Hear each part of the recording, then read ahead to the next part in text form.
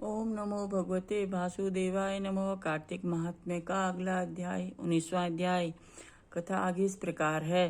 राजा पृथु ने पूछा, हे नारद जी, अब आप यह कहिए कि भगवान विष्णु ने वहां जाकर के क्या किया था। जलंधर की पत्नी का पतिव्रत किस प्रकार भ्रष्ट हुआ। नारद जी बोले, जलंधर के नगर में जाकर के विष्णु जी ने उनकी पतिव्रता स्त्री विंद्रा का पतिव्रत भंग करने का विचार किया।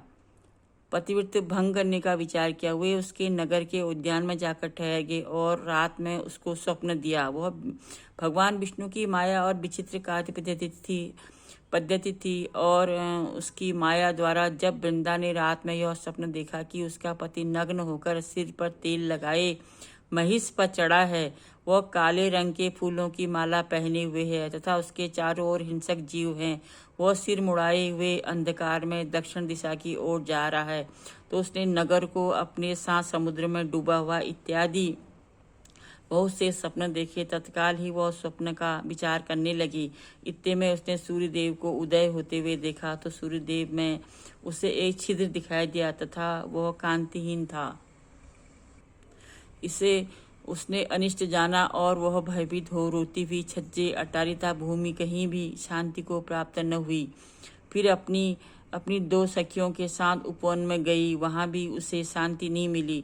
फिर वह जंगल में निकल गई। वहां उसने सिंह के समान दो भयंकर राक्षसों को देखा, जिससे वह भयभीत हो भागने लगी। उसी क्षण उसके समक्ष अपने शिष्यों सहित शांत मौनी तपस्वी वहां आ गए।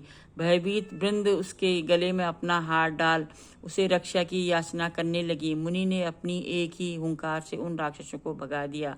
विंद्रा को आश्चर्य हुआ तथा वह भय से मुक्त हो मुनिनाथ को हाथ जोड़कर प्रणाम करने लगी।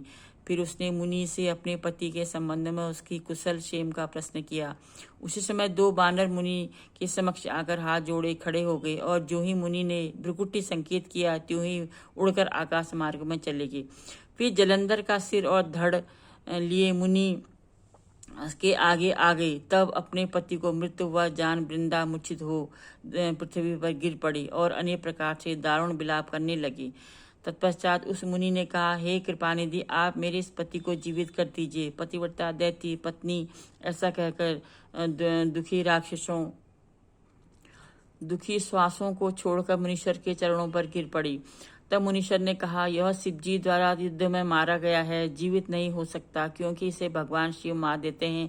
वह कभी भी जीवित नहीं हो सकता, परंतु शरणागत की रक्षा करना सनातन धर्म है। इसी कारण कृपा कर मैं इसे जिलाए देता हूँ। नारद जी ने आगे कहा, यह मुनि साक्षात विष्णु ही थे, जिन्होंने यह सब माया फैला रखी थी। वह वृंदा के पति को जीवित करके अंतर्ध्यान हो गए। जलंधर ने उठ करके वृंदा को आलिंगन किया और मुख चूमा। वृंदा भी पति को जीवित हुआ देख अत्यंत हर्षित हुई। अब तक हुई बातों को स्वप्न समझा। तत्पश्चात वृंदा सकाम हो बहुत दिनों तक अपने पति के साथ विहार करती रही। एक बार सूरत एवं संभोग काल के अंत में उन्हें विष्णु जी को देखकर उन्हें ताड़ित करती हुई बोली, हे पराई स्त्री के गमन करने वाले विष्णु, तुम्हारे शील को धिक्कार है। मैंने जान लिया है कि मायावी तपस्वी तुम ही थे। इस प्रकार कहकर कुपित पतिव्रता विंद्रा ने अपने तेज को प्रकट करते हुए भगवान विष्णु को शाप दिया। तुमने माया से दो राक्षस मुझे दिखाए थे, वही दोनों राक्षस किसी समय तुम्हारी स्त्री द्वारा हर लिए जाएंगे। सर्पेश्वर जो तुम्हारा शिष्य बना है वह भी तुम्हारा साथी रहेगा। जब तुम अपनी स्त्री के विरह में दुखी होकर विचरोगे, उस समय बानर ही तुम्हारी सहायता करेंगे। ऐसा कहती हुई पतिव्रता विंद्रा अग्नि में प्रवेश कर गई। ब्रह्मा आदि देवता आकाश में उसका प्रवेश देखते रहे। विंद्रा के शरीर का तेज पार्वती जी के शरीर में चला गया। पतिव्रत के प्रभाव से विंद्रा ने मुक्ति प्राप्त की। यहाँ पर एक अध्याय समापन होता है। ओम नमो भगवते वासुदेव। आगे की कथा कल फिर से।